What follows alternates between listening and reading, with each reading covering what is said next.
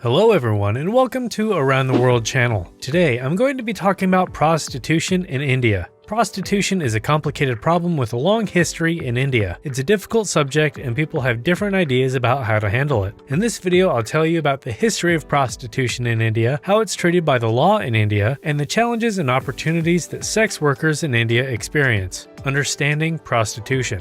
Before getting into the more complicated parts of prostitution, it's important to know what it is. Prostitution is when sexual services are traded for money or goods. Even though it has a bad reputation, it's important to look at this topic without making assumptions and find out what makes it happen. History of prostitution in India. India has a long history of prostitution that goes back hundreds of years. In the past, it was common for women to work as sexual partners in sacred buildings. This was called temple prostitution. As time went on, social norms changed and prostitution became a more secretive job. Prostitution has been a part of Indian culture for a long time. The earliest proof of prostitution in India comes from the time of the Indus Valley Civilization, which lasted from about 3300 to 1900 BCE. Prostitution was often linked to shrines and religious ceremonies in the Indus Valley Civilization. From 1526 to 1857, when the Mughal Empire was in power, prostitution became more common and more controlled. There were brothels in the big towns and the government often taxed prostitutes. In the 18th century, when the British took over India, there was even more prostitution. The British had their own ideas about prostitution, which they saw as a society problem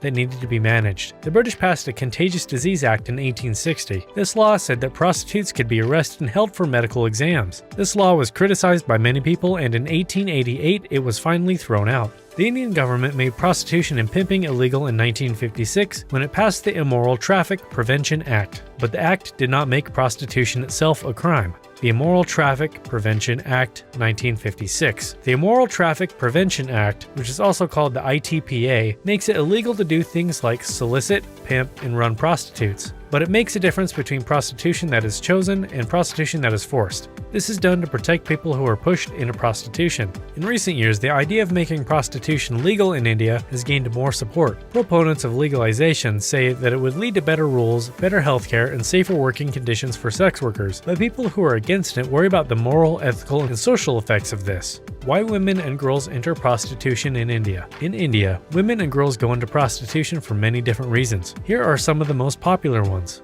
Poverty. Many people who work in prostitution come from poor families and see it as a way to make a living. Trafficking. Traffickers make some women and girls work as prostitutes against their will. Lack of education and jobs. Many sex workers haven't gone to school much and don't have many job options. They see prostitution as a way for them and their families to make money. Domestic violence. Some women and girls turn to prostitution to get away from abusive relationships at home. Sexual abuse. Some women and girls who have been sexually abused end up in prostitution. Challenges and opportunities for sex workers in India. In India, people who work in sex jobs face a number of problems. They are often given bad names and treated badly. They might have trouble getting healthcare, education, and other things that are important to their lives. They may also be at risk for being hurt or used. Prostitution in India brings up a number of problems and issues that need to be dealt with, and they include human trafficking. Prostitution is a big problem because it can lead to human slavery. Many women and children are pushed against their will into the sex trade. Traffickers take advantage of people who are weak and hurt them physically and mentally. Health risks. Without good healthcare and safety measures, sex workers are at risk of getting HIV, AIDS, and sexually transmitted infections, STIs. Stigma and lack of access to healthcare services make these problems even worse. Social stigma. In Indian culture, prostitution is seen as a very bad thing. Sex workers are often treated unfairly, left out, and shunned, which makes it hard for them to get basic rights and chances. But India also has a lot of chances for people who want to work in the sex trade. There are a number of groups that try to make sex workers' lives better. These groups help sex workers get healthcare, schooling, and other important services. They also work to make sure that sex workers are not hurt or taken advantage of. Some of the work that these groups are doing includes providing healthcare and support services to sex workers, advocating for the rights of sex workers, fighting against violence and abuse against sex workers, working to decriminalize prostitution, raising awareness about the challenges faced by sex workers. The impact of prostitution on society. Prostitution has a big effect on society as a whole. It can lead to more crime, violence, and illnesses that are spread through sexual contact. It can also have a negative impact on the economy as it can lead to a loss of productivity and a decrease in tourism.